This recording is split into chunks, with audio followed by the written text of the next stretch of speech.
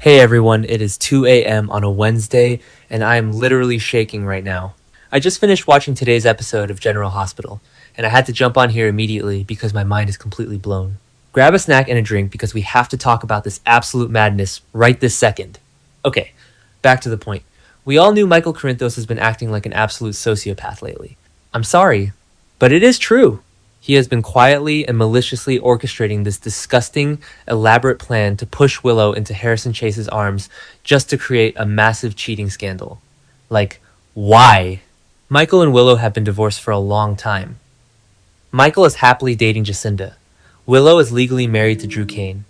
Why is Michael so relentlessly obsessed with ruining her life and destroying Chase's marriage to Brooke Lynn? It is so incredibly petty and vindictive, and it honestly makes my skin crawl.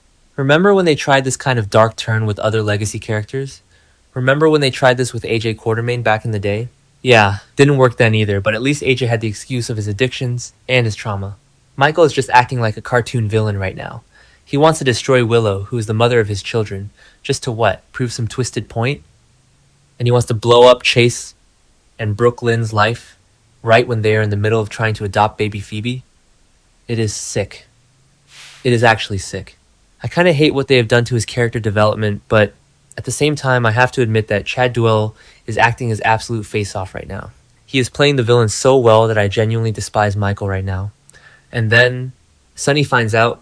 Oh my god, the tension when Sonny walked into that office. You could cut it with a knife. Sonny Corinthos, the legendary mob boss who has done his fair share of terrible, unforgivable things over the decades, is somehow the one drawing the moral line in the sand here. Sonny looks at his son, and you can just see the absolute disgust radiating from his eyes. He sees that Michael has become this ruthless, calculating monster who is willing to destroy the woman he used to love just for a public scandal. Sonny has always had a code, as twisted as it is, about protecting the mothers of his children, and seeing Michael violate that core family principle just broke something inside him. The dialogue in the scene was absolute fire. Sonny is just laying into him, pacing around the office, screaming about how Michael has completely lost his way. Sonny actually looked Michael dead in the eye and said that Michael has disgraced the family honor. The family honor. Coming from a mob boss, that is incredibly rich, I know, but in Sonny's twisted code of ethics, you do not do this to the mother of your kids. You do not set up innocent people like Chase and Brooke Lynn just to watch them burn for your own sick amusement.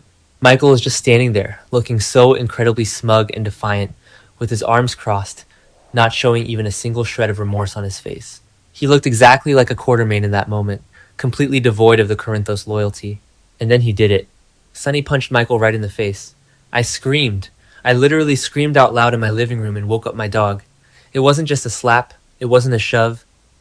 It was a full-blown, heavy, devastating right hook that sent Michael stumbling backward into the desk. The sound effect was so loud, you could feel the weight of decades of resentment, disappointment, and pure rage in that single physical blow. I've been waiting for someone to knock some sense into Michael for years, but seeing his own father do it, seeing Sonny finally snap and physically strike his golden boy, it was absolutely Shakespearean, you guys. It was raw, it was brutal, and it was exactly what needed to happen. The silence after the punch was completely deafening. The camera just lingered on them. Michael slowly bringing his hand up to touch his jaw, feeling the blood on his lip, the way he looked up at Sonny from across the room, chilling. This wasn't just a physical blow.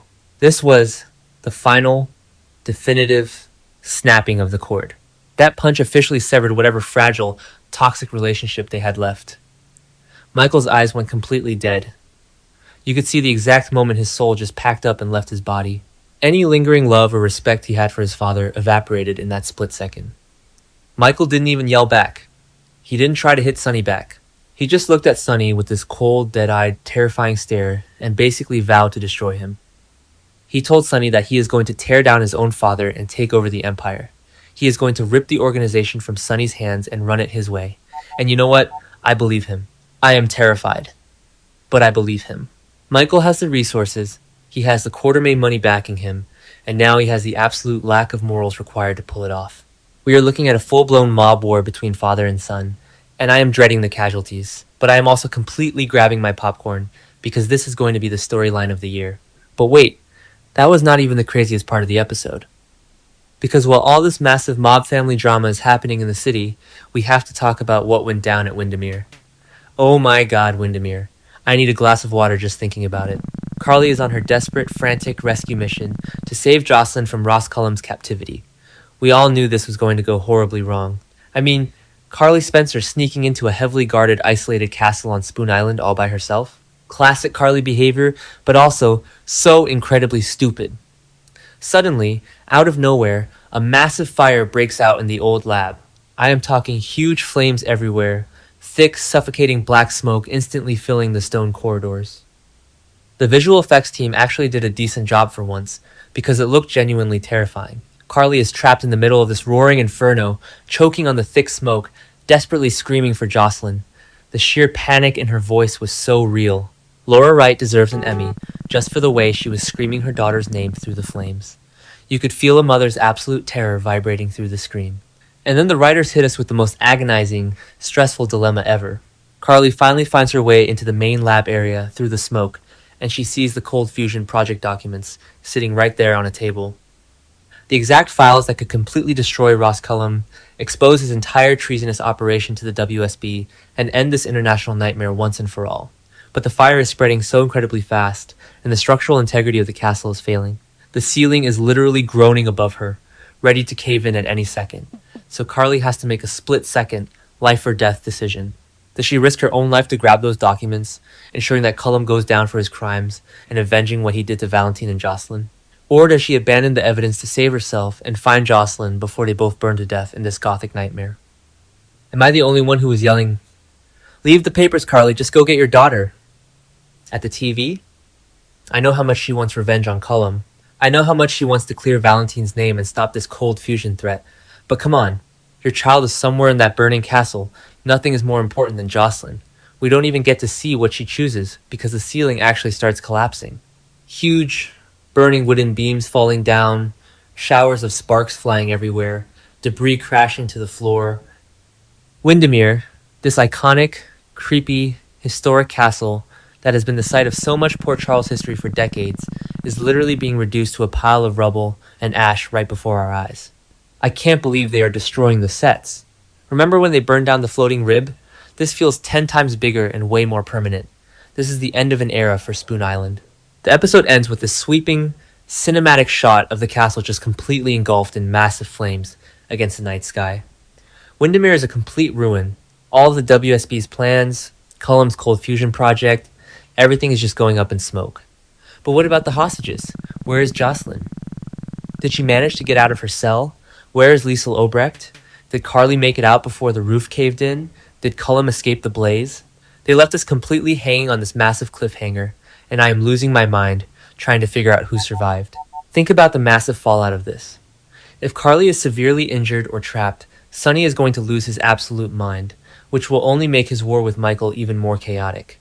If Jocelyn is hurt, Michael is going to blame Sonny for being distracted with their feud instead of protecting the family. Everything is so deeply interconnected right now. The destruction of Windermere is going to halt all of the WSB's operations, meaning Anna and Valentine are going to walk into a completely different, chaotic landscape when they finally try to take Cullum down. The ripple effects of this fire are going to be felt for months. I am just sitting here, in the dark, trying to process everything that just happened, in the span of 1 hour of television. The Corinthos family is at war. The Quartermain Chase Willow Michael drama is about to explode in the worst way possible, and Windermere is a literal pile of smoking ashes. The writers really said, let's burn it all down this week, both metaphorically with Sonny and Michael, and literally with Carly in the castle. I know some fans are going to complain that it is too much action and not enough romance, but honestly, this is the exact kind of soapy, high-stakes goodness I signed up for when I started watching this show. I need to go to sleep because I have work in the morning, but there is absolutely no way I am closing my eyes after that episode. I am going to be refreshing the spoiler boards and Twitter all night long to see what everyone else is saying. If anyone else is awake and traumatized by Sonny's brutal right hook or the Windermere Inferno, please sound off in the replies. We seriously need a support group for this show right now. Okay, I am logging out before I write a whole novel, but seriously, what an incredible, stressful, unforgettable episode.